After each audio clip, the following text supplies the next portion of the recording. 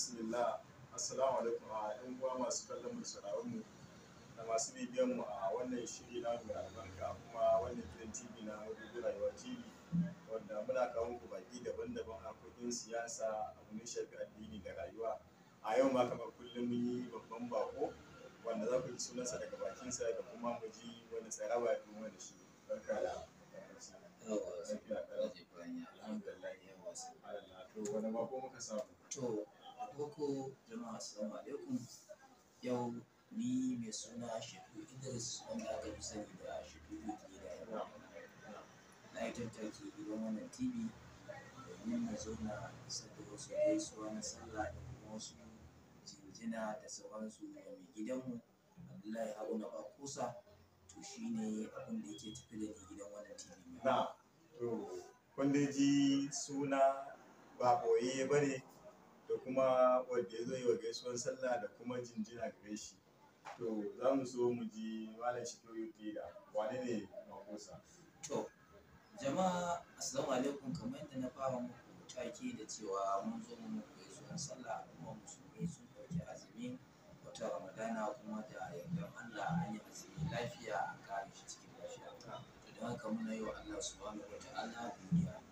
Baya ga haka mai gidanmu Allah ya nuna Bakusa wato sakataren sema na wannan jiha ta Gombe yana isarwa al'umman jihar Gombe da gaisuwa da kuma fatan alheri na cewa an yi dindimin azumi an kuma kare shi lafiya. To abinda makasudin abin da yake tafi da ni kamar yadda na isar da gaisuwar sallah wa al'umma, sannan akwai jinjina shi da na zo in yi wa shi mai gida namu da kuma bayani akan irin abubuwansa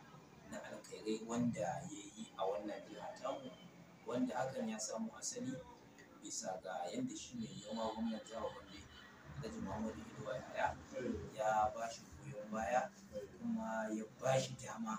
domin a ci gaba da kyautata mutane. Saboda shi mai girma gwamnan jihar Gombe a koda yaushe ya kwana ya tashi bayi da wani buri a ransa face nin cewa ya ga cewa ya daɗaɗa wa al'ummar jihar Gombe. Kusan shi ne dalilin da ya sa ya ba wa wannan sakatare na sema dama domin ya dinga abubuwa domin taimakawa al'ummar jihar Gombe saboda hali na raɗaɗi da halin fatara da ake fama da shi a wannan ƙasa.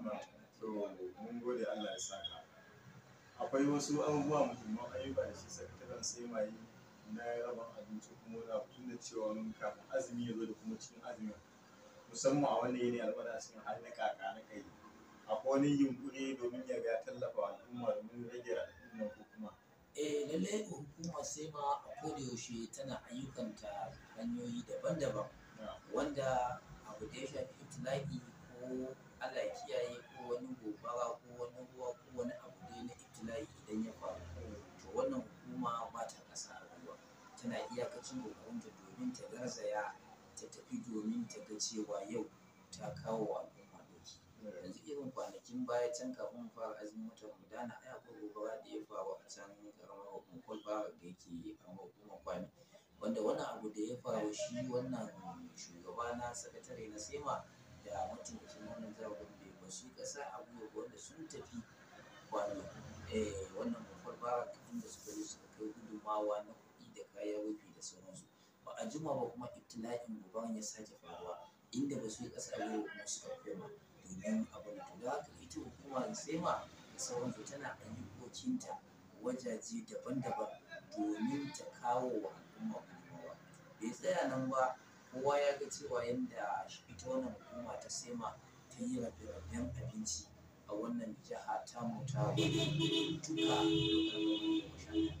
wanda a duk lokacin gama 11 nan babu inda sema ba ta yi disposing ɗin abinci ba a wannan garin kowa ya ga cewa lokacin da aka taru a wannan stadium na jihar Gombe aka jima gwamna ya kaddama da wannan al'amarin rabon abinci, inda daga baya aka zo aka gane cewa idan aka raba wannan abinci a take a wajen wa al'umma za a iya samun asarar rayuka da kuma dukiyoyin al'umma. To ganin haka saboda yadda mutane suka taru suka cika matasa makil suka cika wanda ko da an ce za a bada abincin a wannan lokacin a raba za a baka ne matasa ko wasu ɓata gari su tare ka su kwace abu kuma da ba ya nasara ba, sai aka ce to wani abu yana da kyau in ana so ya zaga ko ina da ko ina a raba shi based on rumfan zaɓe. To sai ya zama da ward by ward aka raba abun nan kowane local government aka kai musu nasu local government suka yi disposing ɗinsa a kowane gunduma da suka rarraba. To haka abincin ya yaɗu ko ta ina lungu da saƙo, duka wannan abincin unguwanni 114 na zaɓen da babu inda abincin ya zaga lungu saƙo. Shi yasa kai a matsayin ka na ɗan jarida ai kana bibiya kana dubawa, shi yasa za ka ga cewa babu korafi, babu maganganu, babu cece kuce yanda yawa saboda an yi abin da ya dace an kuma raba abun ya isa.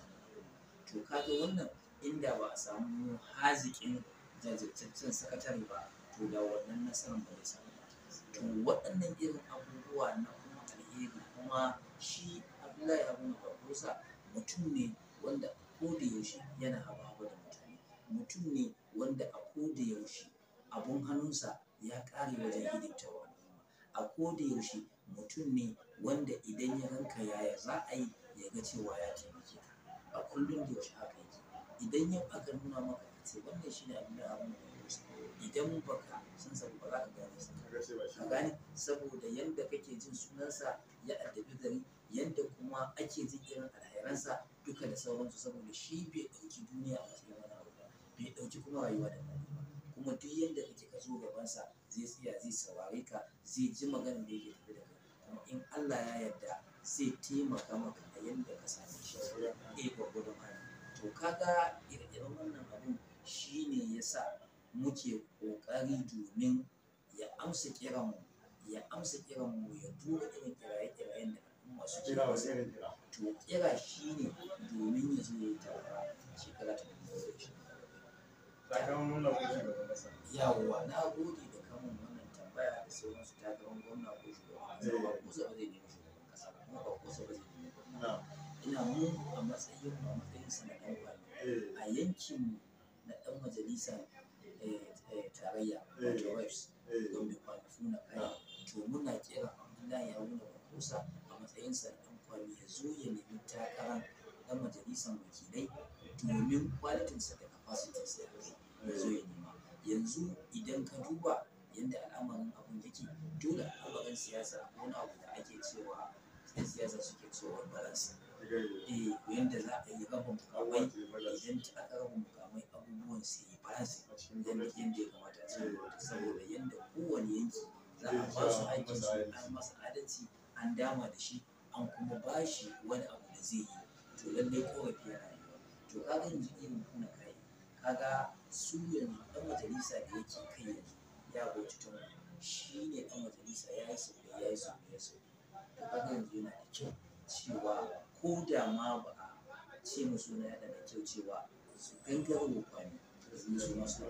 mun kuma jihar Gombe yawanci a cikin fadar jihar Gombe da ka gani duk da dai baya cikin doka, ka gani a cikin fadar jihar Gombe da